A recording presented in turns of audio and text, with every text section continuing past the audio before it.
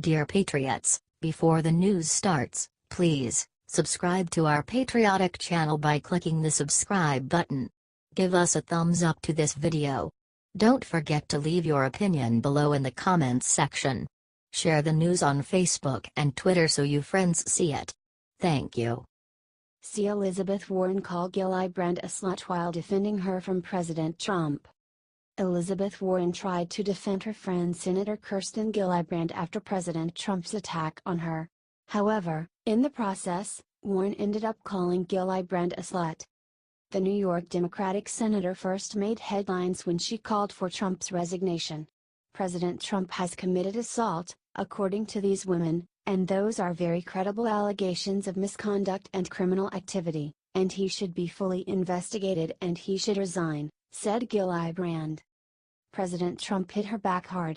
Lightweight Senator Kirsten Gillibrand, a total flunky for Chuck Schumer and someone who would come to my office begging for campaign contributions not so long ago, and would do anything for them, is now in the ring fighting against Trump. Very disloyal to Bill and crooked used, tweeted President Trump. The mainstream media immediately tried to take Trump's words as sexual. They assumed begging and would do anything for them were sexual innuendos. Of course the media would go there. But then Warren made it worse with her response. Are you really trying to bully, intimidate and slut-shame at Sen Gillibrand? Do you know who you're picking a fight with? Good luck with that, at Real Donald Trump. Nevertheless, #she persisted, tweeted Warren. Slut-shaming is a term that means to make someone feel guilty for being a slut. Warren is implying that President Trump is right that Gillibrand would beg by doing sexual favors. Many commenters let her have it. It's not immediately clear if Liz Warren realizes she's calling Gillibrand a slut here, tweeted one user. December 12, 2017, the day Donald Trump and Liz Warren both implied that Kirsten Gillibrand is a slut, tweeted another.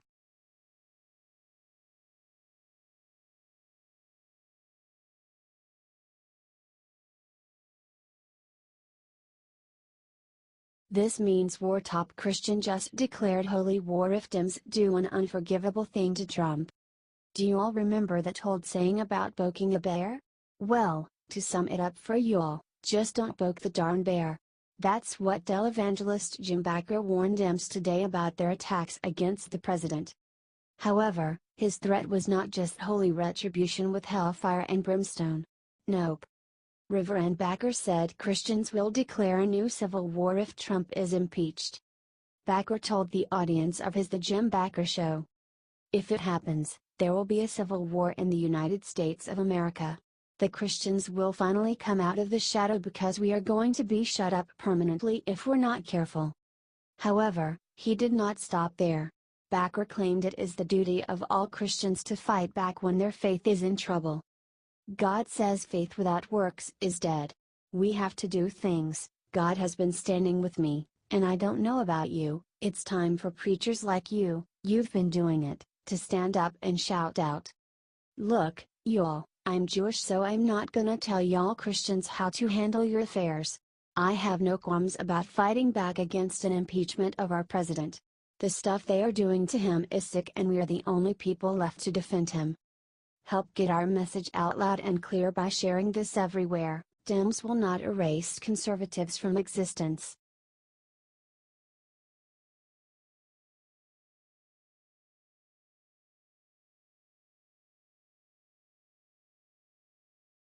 Urgent after firing missile yesterday, Trump pulled the fire and fury out on North Korea today. President Trump has issued a statement that says all options are on the table.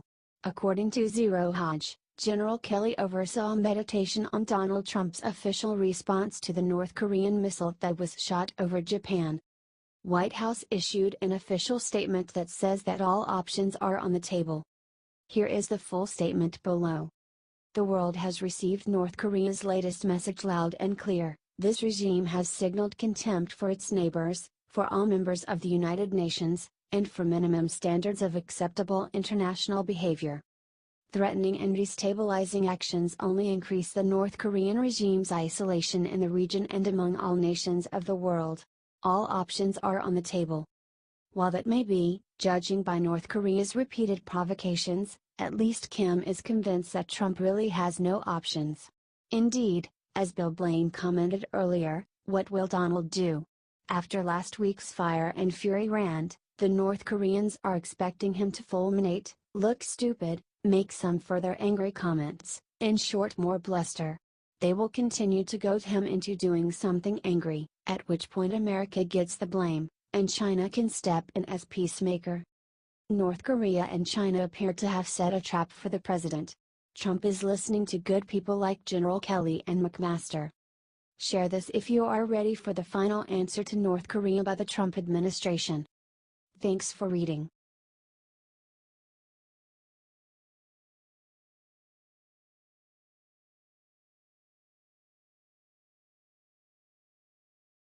Lib asks if Trump is corrupt, Sarah Sanders shows her who's boss with vicious slam.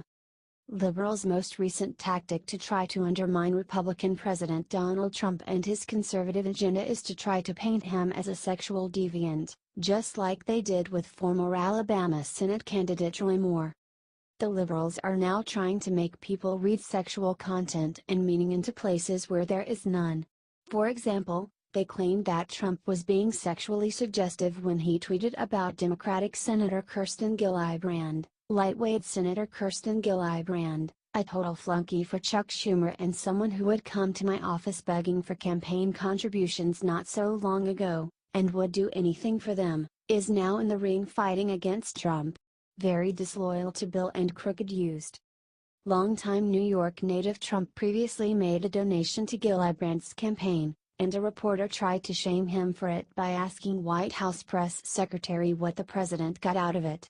Sanders replied by pointing out what corrupt Democrat politicians do, which is grant you access and carry your water if you give them money.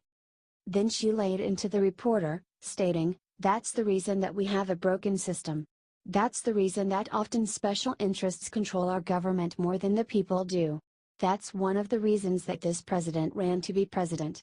It's one of the top reasons that he won and that he's sitting in the Oval Office today and Hillary Clinton is not because he couldn't be bought and everybody knew that she could because they have seen it time and time again."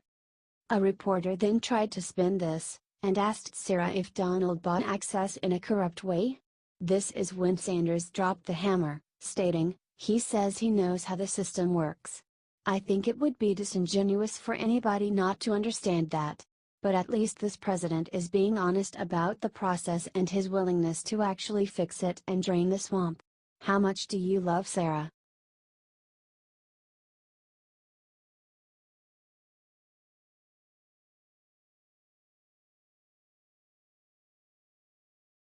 Jimmy Kimmel brings an infant son with heart disease to attack Republicans. It backfires big time.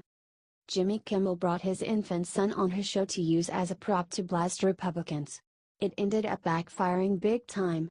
I was at last week because this guy had heart surgery. But look, he's fine, everybody. He may have pooped, but he's fine, said Kimmel, beginning to cry. Daddy cries on TV, but Billy doesn't. It's unbelievable, said Kimmel. Then the political attack. CHIP covers around 9 million American kids whose parents make too much money to qualify for Medicaid but don't have access to affordable coverage through their jobs. Now CHIP has become a bargaining chip. It's on the back burner while they work at the new tax plans, explained Kimmel. Parents of children with cancer, and diabetes, and heart problems are about to get letters saying their coverage can get cut off next month.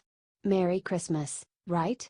This year they let the money for it expire while they work on getting tax cuts for their millionaire and billionaire donors, said Kimmel. Only one problem. He is getting the facts wrong. Just last month, the House of Representatives signed a bill funding CHIP for the next 5 years. President Trump also signed funding for CHIP. We need to make sure the Children's Health Insurance Program, which is expiring, gets to panel before the end of the year, explained Mitch McConnell.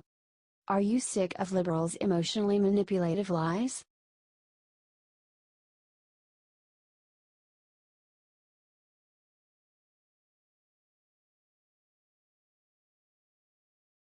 Top lib paper said Trump is not fit to clean the toilets in the Barack Obama presidential library. To say that the liberal-biased media has treated Republican Donald Trump unfairly just might be the understatement of the century. It would take months to recount all the unbelievably nasty smears that the press has made against Trump with hopes of damaging the Washington outsider politically and undermine his ambitious agenda. However, the left-wing editorial board of America's so-called national newspaper USA Today just may have hit rock bottom and reached an all-time low with Trump with the op-ed they published about him this week. They clearly have no self-awareness, as they titled their hit piece "Will Trump's Lows Ever Hit Rock Bottom?" The editors were incensed that President Trump dared to defend himself against a Democrat who said that he should resign. Fired back Trump over Twitter, lightweight Senator Kirsten Gillibrand, "A total flunky for Chuck Schumer and someone who would come to my office begging for campaign contributions not so long ago, and would do anything for them, is now in the ring fighting against Trump. Very disloyal to Bill and crooked used." The editors responded, with his latest tweet, clearly implying that a United States senator would trade sexual favors for campaign cash. President Trump has shown he is not fit for office. Rock bottom is no impediment for a president who can always find room for a new low. They then wrote about a sitting U.S. president, a president who would all but call Senator Kirsten Gillibrand a whore is not fit to clean the toilets in the Barack Obama presidential library or to shine the shoes of George W. Bush. Will you boycott them for this appalling comment?